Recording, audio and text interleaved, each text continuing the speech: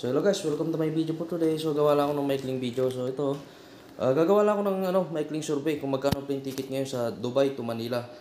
So nung nakaraan kasi sa akin, may nagtanong sa akin kung magkano yung plane ticket sa Dubai to Manila. So ito Philippine Airlines to ha. So para lang to kasi hindi ako nagbibenta ng plane ticket. So nagawa lang ako ng survey kung magkano yung mga plane ticket ngayon. Tapos yung mga plane ticket, yun inilalagay ko sa aking page at saka sa aking YouTube account. Ipinupost ko yun. So ito siya guys. Yung natin, Friday, December 20, 2024, 4,615 Arab Emirates dirhams or dirhams na lang sabihin natin para shortcut. Yan o, shortcut na natin yan o. So yan yung mga ibang presyo, pataas hanggang 27. Tingnan nyo na lang, pero ito sobrang mahal. Baba na lang kayo kung gusto nyo umuwi, yan o, mas mura o. So para lang to guys ha, one way lang siya. So transfer, lipat tayo.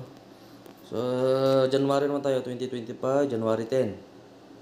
So paalala lang to guys, about naman sa bagahe, pag bumili na lang kayo ng plane ticket dyan sa mga airlines, tanungin nyo na lang.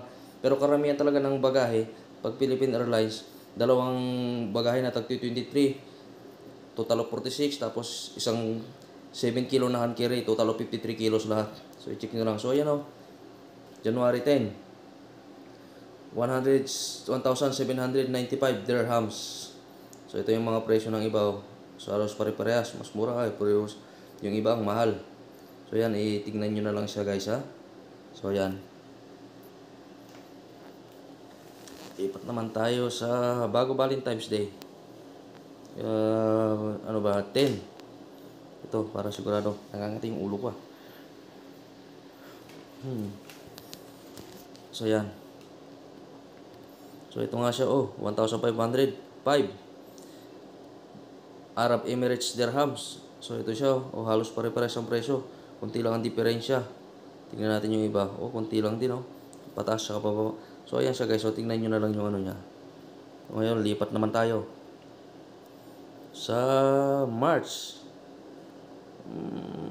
March 15.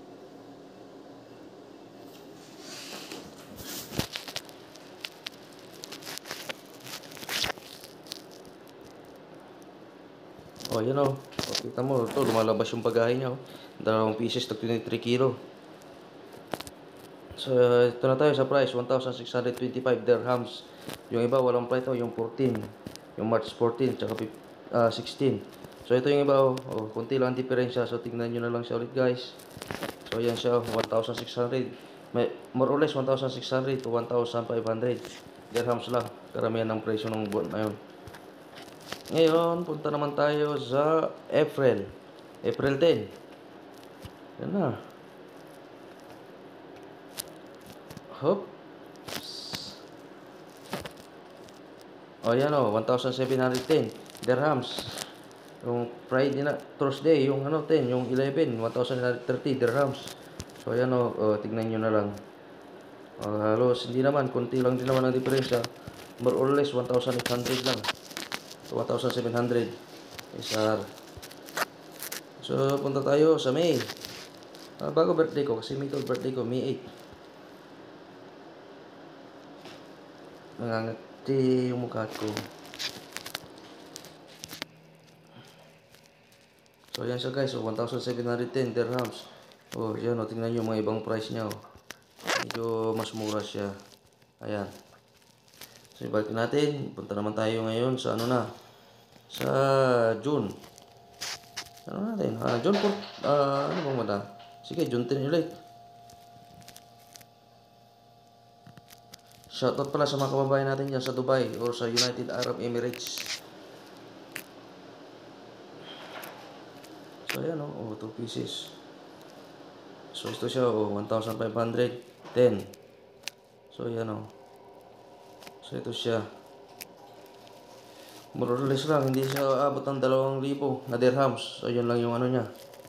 So, ngayon, dito naman tayo sa July. Okay, July 10. Ulit.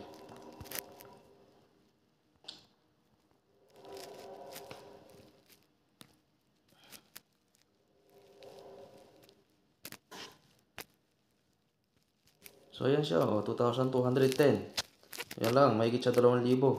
Medyo mas mahal siya. 2-3. O yun, tingnan nyo. Ito pinakamura sa 17 Thursday. 1,710. So ayan lang guys.